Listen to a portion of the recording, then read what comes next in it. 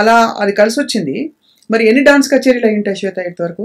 2000-3000 పైగా అయి ఉంటాయి. అబ్బో, బికాస్ నేను అదే అన్నట్టు everything in my life was too early. అంటే అందరూ 15 ఏళ్ల వరకు నేర్చుకొని 20 ఏళ్ళలో 21 ఏళ్లకో 20 ఏళ్లకో స్టార్ట్ చేస్తారు career. I was 10 when I started singing for Shobha Naidu గారు. I started off singing for Shobha Naidu గారు. అంటే వెరీ ఫస్ట్ డాన్స్ కాన్సర్ట్ పాడింది శోభా నాయుడు గారు సీనియర్ స్టూడెంట్ పద్మా హేమాలిని గారు అని ఉన్నారు. అవును, తెలుసుగా. సో తన కాన్సర్ట్ నాసిక్లో 3 hour కాన్సర్ట్. అది I was in my 6th grade. అసలు ఎంత అయితే ఆశ్చర్యం. దూరదర్శన్ లో మనకి బాలానంద ప్రోగ్రామ్ ఆ టైప్ లో వచ్చేది కదా ప్రోగ్రామ్. ఒక 1/2 hour స్లాట్ ఇచ్చేవాళ్ళు. అవునవును, అందులోనే వచ్చి బుజ్జి రాగం పాడడం, నెరవు పాడడం. మాస్టర్ గారు 1/2 hour స్లాట్. అవును, 1/2 hour స్లాట్. ప్రాపర్ కచేరీ స్టేజ్ అది. తంబూరా లైవ్, తాన్పూరా, పిల్లలు అందరు పిల్లలే, మృదంగం చిన్న పిల్లలు, బాలగాన కచేరీ ఏదో అనే బాలగాంధర్వం ఏదో సమ్ నేమ్. అందులో నేను 5th standard 6th standard starting లో పాడాను ఒక స్లాట్. అయితే శోభా నాయుడు గారు విన్నారు, ఈవిడ విన్నారు అనమాట, ఆవిడ స్టూడెంట్ పద్మా హేమాలిని గారు. సో విని అప్రోచ్ అయ్యారు, తను పాడుతుందా. పద్మా హేమాలిని గారు కూడా మాస్టర్ గారి దగ్గర నేర్చుకున్నారు మ్యూజిక్, బాగా పాడతారు తను కూడా.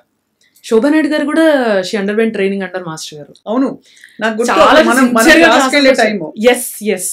అండ్ ఒకే గురువు దగ్గర మనం నేర్చుకోవడం కరెక్ట్ డెఫినెట్ గా చాలా పెద్ద విశేషం. చాలా చాలా మనకి ఐ థింక్ పాఠాంతరాలు చాలా కలుస్తాయి కూడా, చాలా కలుస్తాయి. సంగతిలో మాస్టర్ గారు నేర్చుకుని 100% కలుస్తాయి. నేతి శ్రీరామ్ శర్మ గారు గురువు గారు. సో మరి అలా కాక డాన్స్ కి పాడినప్పుడు వాయిస్ రఫ్ అయిపోతుంది, ఇవన్నీ కూడా చెప్పగా విన్నాను. పెద్దవి డాన్స్ కి వేండామా, డాన్స్ కి పాడ వేండామా, రఫ్ అయ్యడమ్మా వాయిస్ అప్పుడు అంటారు. నేను బాగానే ఉన్నాను మరి, 32 ఏళ్ళు బట్టి పాడుతున్నాను డాన్స్. అంతే మరి. అంటే I feel it's how you train up your own voice and your own body and you know your physical body కదా. కాదు, అవును. So and rough and tough గా తిరిగే అప్పట్లో, ఇప్పుడు బిస్లరీ బాటిల్స్, ఆర్ఓ ప్యూరిఫైడ్ అన్ని వచ్చాయి, కానీ ఇప్పుడు స్టేషన్ లో నీళ్ళు పట్టు తాగేవాళ్ళం. ఏముండేది కాదు అప్పుడు.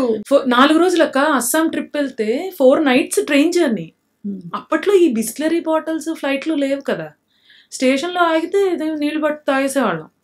అప్పుడు ఏ ఇన్ఫర్మేషన్ లేదక్క, ignorance is bliss some times. చాలా మంచి గోల్డెన్ వర్డ్స్ చెప్పారు. బికాజ్ ఇప్పుడు అత్తే పోయి బయట తుమ్మితే అంటే అక్కర్లేదు, వేడి నీళ్ళు ఉంటేనే పాడడం.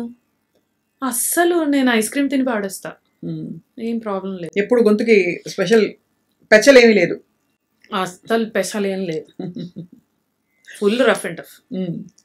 సో డాన్స్ కి భావయుక్తంగా పాడినప్పుడు ఫస్ట్ డాన్స్ కి పాడిన పాటలు, నాకు ఒక పెద్ద డౌట్ ఇంకోటి ఏంటంటే, సరే పాట పాడడం చాలా బాగా వచ్చినా కూడా డాన్స్ తాళాల మార్పిడికి అలవాటు పడడం చాలా కష్టం. ఇది పాట వచ్చిన వాళ్ళకి అర్థం అవుతుంది. చాలా ఫస్ట్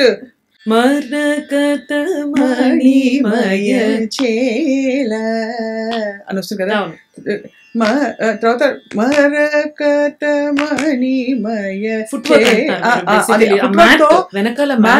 అది అవుతున్నప్పుడు మన తాళం మనం దిగబట్టుకుని చేయడం చాలా కష్టం. వెరీ టఫ్ అక్క, ఇట్స్ వెరీ టఫ్. తర్వాత ఖండంలోకి వెళ్తుంది, తిష్టంలోకి వెళ్తుంది. ఒక పాటే మీకు ఒక లైనే పల్లవులని పాడాం. స్వప్న సుందరి గారికి చాలా వర్క్ చేశాము. So I learned a lot ఆవిడ దగ్గర ఉన్నప్పుడు. ఒక్క పల్లవే 2-3 గతుల్లో మారిపోతుంటాయి ఆ లైన్. సో చాలా పట్టు. And blink of an eye you are lost, blink of an eye you are in outer space, you don't know where you are. It's very difficult to come back. So alertness is very important. చాలా చాలా alert గా ఉండాలి. It's meditation in itself. Meditation కాదు, mental strain, పిచ్చెక్కిపోతుంది. Meditation మనం హాయిగా కూర్చొని San పాడుకుంటే meditation, అది పిచ్చెక్కుతుంది. అక్కడ అలర్ట్ గా ఉండాలి, చెమటలు పడతాయి ఫుల్. అసలు ఒక పెద్ద కసరత్ చేసినట్టే కదా. చాలా చాలా. సో ఎవరెవరు ఏ డాన్స్ కళాకారులకి పాడడం జరిగింది అంటే? నేను శోభా నాయుడు గారు, ఆనంద శంకర్ గారు, అలీఖ్య గారు, రమాదేవి గారు, రతీష్ బాబు అని భిలాయిలో ఉన్నారు, వారికి పాడాను. తర్వాత వనశ్రీ జయరామారావు గారు ఢిల్లీ, గీతా చంద్రన్ గారు ఢిల్లీ. సో ఎక్కువ పద్మశ్రీ పద్మభూషణ్స్ ఆర్టిస్ట్కి ఎక్కువ నేను ప్రసాద్ ఇద్దరం, మా హస్బెండ్ ఇద్దరం వర్క్ చేస్తాం. ఇంకా చాలా గొప్ప. సో ఇదంతా చూసి ఈ తాళం భలే బాగుందే అని చూసి మీ వారు ఇష్టపడి ఉంటారా?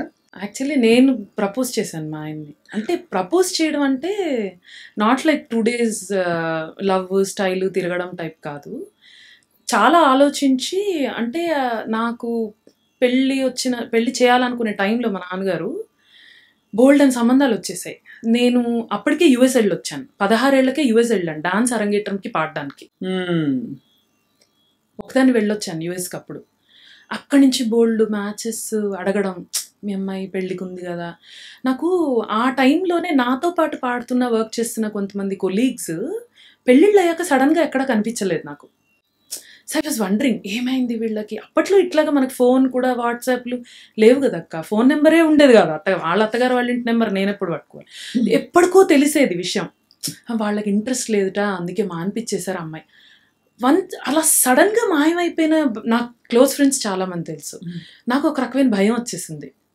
అమ్మో పెళ్ళంటే మరి పెళ్లి చేసుకుంటే ఇంకా అంతేనా, అటక మీద పెట్టేయడమేనా ఇంకా అని ఒక రకమైన భయం. సో మా నాన్నగారు నన్ను అడిగినప్పుడు ఏంటి పెళ్లి సంబంధాలు నేను అన్నాను, నేను ఆర్టిస్ట్ని చేసుకుంటా అని చెప్పా సడన్గా, ర్యాండమ్గా, అసలు ఆలోచించకుండా. అదే అలా కాదు, మా నాన్నగారు ఏంటంటే he was not a salaried employee. ఆ బిజినెస్ అని ఈ బిజినెస్ అని సో కొంచెం ఇబ్బంది పడ్డాం. సో ఫైనాన్షియల్గా నిలదొక్కుకోవడానికి బాగానే ఇబ్బందులు పడ్డాం. సో నాకు సాలరీడ్ ఎంప్లాయే బెటర్ అని మా నాన్న. నేను ఒక రకంగా ఇబ్బందులు పడ్డాను, నెల జీతం తీసుకురాకుండా. సో మళ్ళీ నేను పెట్టలేను, ఆ కష్టం ఏంటో నాకు తెలుసు. నేను అన్నాను, ఇప్పుడు ఐటీ ఎంప్లాయో ఎవరో అంటే వీటి జీవితకాలం ఉద్యోగం ఉంటుందా, సో సడన్గా పీకేస్తే అంతే కదా, యూ నెవర్ నో కదా. అంటే మోర్ ప్రెడిక్టబుల్ అనుకుంటారు. దీనికి ఏంటంటే ఓ నెల కచేరీలు ఉంటాయి, ఇంకో 2 నెలలు కావచ్చు. కానీ ఈ భయంతో ఫస్ట్ వెళ్ళి నేను మా నాన్నకు చెప్పా, నేను ఇలా ప్రసాద్తో అడుగుదాం అనుకుంటున్నాను.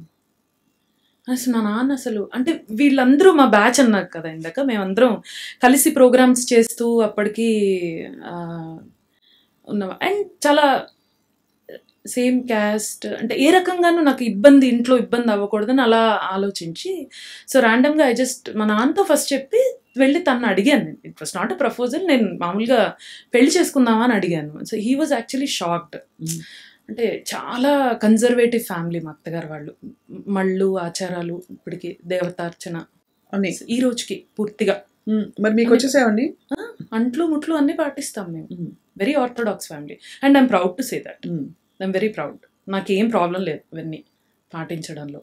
సో ఎలా ఇముడతానో తెలియదు. సో తను he's not an out spoken person అక్క. ఈస్ వెరీ కామ్, రిజర్వ్డ్ అనమాట. ఇప్పుడు చాలా తక్కువ మాట్లాడతారు తను, అసలు ఎక్కడ కనిపించారు. ప్రోగ్రామ్ అయిపోగానే ఇంటికి వెళ్ళిపోవడం, అసలు ఎప్పుడు మాట్లాడు. సో అలా అడిగేటప్పటికీ షాక్, ఏంటి ఇలా, అదేంటి అసలు మా ఇంట్లో తెలీదు, జాతకాలు చూడాలి అది అప్పటికి మా బావగారికి మ్యారేజ్ అవ్వలేదు, అప్పటికి సంబంధాలు చూస్తున్నారు. సో నాకు తొందర లేదు, నాకు 20 ఏళ్ళు. So I can wait. But నాకేంటంటే ఆర్టిస్ట్ని పెళ్లి చేసుకోవాలని ఉంది అంతే, అదొక్కటే నా ఇది. అండ్ పరిచయం ఉండేవాళ్ళు, ఇన్ అండ్ అవుట్స్ తెలుసు ఈ ఫీల్డ్ ఒక ప్రాబ్లమ్స్ ఏంటి, ఏమైనా what ever it is. So అలాగా అనుకోకుండా తర్వాత వెంటనే ఫ్యామిలీస్ అప్రోచ్ అయ్యి ప్రాపర్ వేలో జాతకాలు చూపించుకొని పెద్దవాళ్ళు మాట్లాడుకొని చేసుకుని పెళ్ళి. మధ్యలో ఆ అమ్మాయి ఇలా అలా లేదా, ప్రోగ్రాంలో మళ్ళీ పక్కనే కదా. ఇప్పుడు అదే అంట ఎవరైనా వచ్చి మీ ఆయనతో మళ్ళీ మా ఆయనతో అదే రూమ్ లేదు, వేరే ఏదైనా రూమ్ ఇవ్వచ్చు కదా. ఇంట్లో అదే స్టేజ్ మీద ఆ మనిషి ఒకరికొకళ్ళు చూసి విసుకొస్తుంది, కొంచెం స్పేస్. నిజాయితీగా మాట్లాడితే అలాగే ఉంటుంది అనమాట. అంటే ఏ దేశం వెళ్ళా మేమిద్దరమే, ట్రైన్ ఎక్కినా పక్కనే, ఫ్లైట్ ఎక్కినా పక్కనే, అందరు సరదాగా ఆట పట్టిస్తుంటారు వాళ్ళు.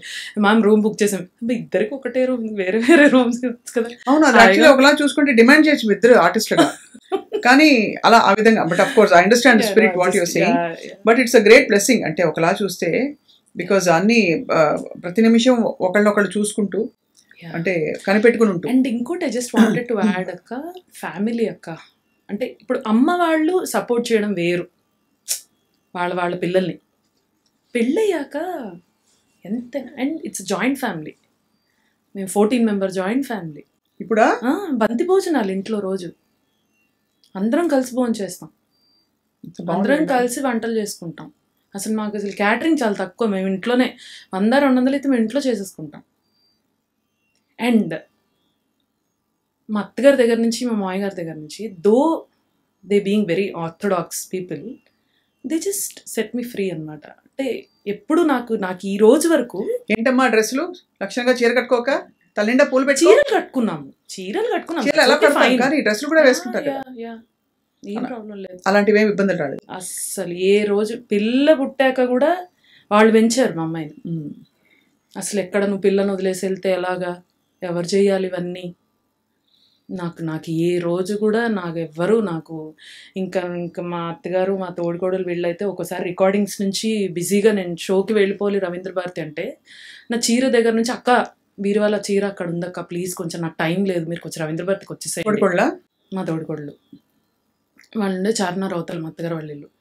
సో అక్కడి నుంచి వాళ్ళు ట్రాఫిక్లో పడి వాళ్ళు వచ్చి, అంటే అసలు ఇంకా అంత ఆ బాండ్ అనేది ఏంటో అక్క అలా ఏర్పడిపోయింది, ఎందుకో తెలియదు.